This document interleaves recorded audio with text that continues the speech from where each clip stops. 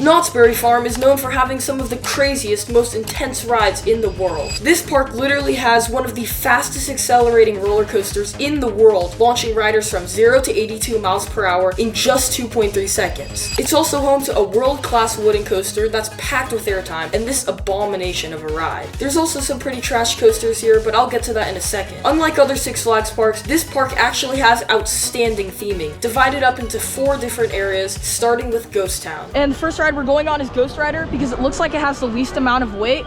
And yeah, I'm really excited for this. It's later in the day. It's like 5 right now, or maybe even 6, but our plane was late, so that's why we're getting here so late.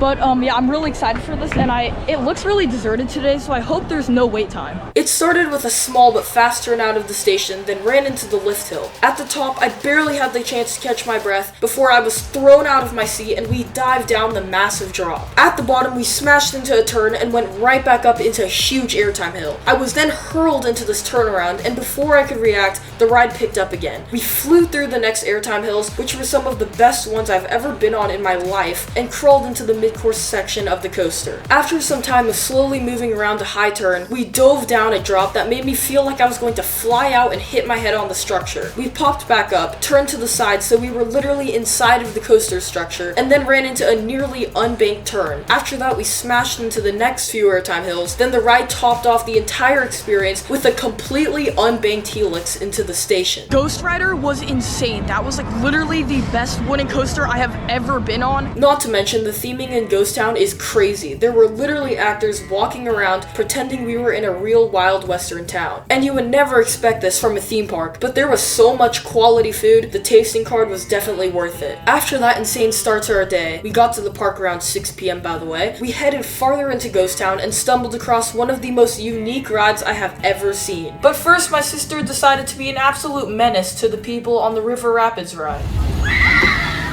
This ride is known as Pony Express, and as the name implies, you ride on a pony. It started by slowly turning out of the station, then gracefully launched us onto a huge hill. We went through some turns, a tunnel, and just like that, the surprisingly short coaster was over. We went on Pony Express. I don't have much to say about that. It's a family coaster and it's short. It's enjoyable, but it's really short, and yeah, there's nothing really special about it. After that quirky ride, we walked into the next section of the park, the Boardwalk. Now this place has its fair share of cool rides, but the highlight of this area is definitely the coasters. Well, most of them. We started with Hang Time, which literally dangles you in the sky before dropping you down a 96-degree drop. This one was actually pretty freaky because after the brakes release, we slowly inched down into the drop that threw my body forwards. Then we popped back up and went through a dive loop, followed by a negative G-stall loop. After that, we were hurled into this corkscrew before diving down and smashing into this cutback, which led us into one of the best moments of the ride, this airtime hill. However, before I was able to settle in my seat again, we were thrown into the finale, a super tight cobra roll. We continued walking down the boardwalk towards one of my most hyped coasters in the park, but first we had to ride Coast Rider. Now this ride looked fun, but had some questionable restraints. I'm not kidding, there were shin restraints, and they hurt really bad. From the moment I locked myself in, those things were beating up my shins. To top it all off, the ride was nothing special either, it was just your average Wild Mouse. I rode Coast Rider earlier. If you're planning to ride that, bring shin guards. Like that thing, the restraints, it would have been enjoyable if it wasn't for the restraints.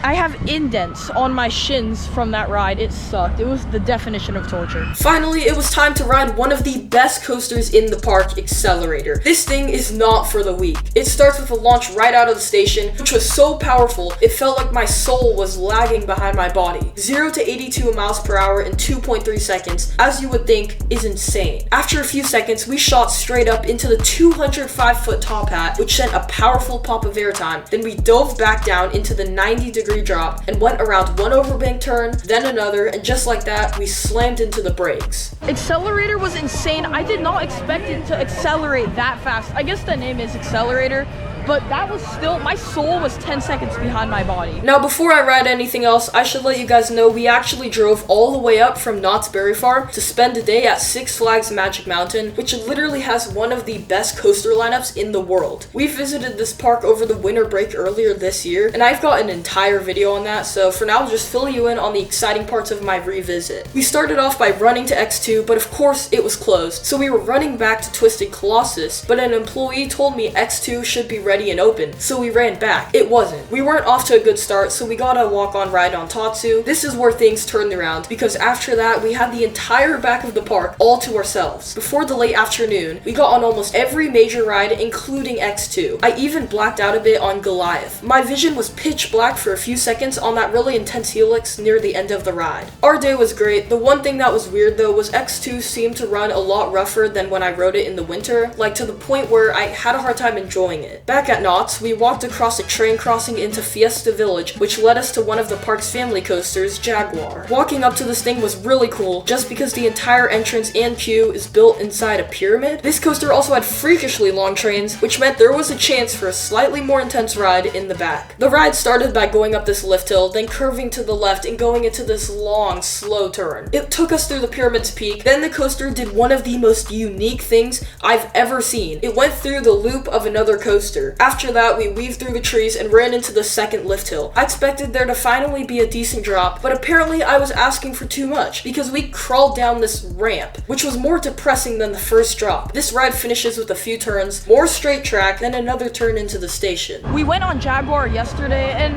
I don't really have much to say about it. It's kind of just a boring, tame family coaster, so we're not going to waste time and wait in line again for that. Before crossing back into Ghost Town to get a lap on Silver Bullet, we checked out some of the flat rides in Fiesta Village, which I gotta give credit to Soul Spin. That was definitely one of the best flat rides I've ever been on. Like I said before, we rode all of the coasters yesterday, but we're gonna take another ride on all of them hopefully today.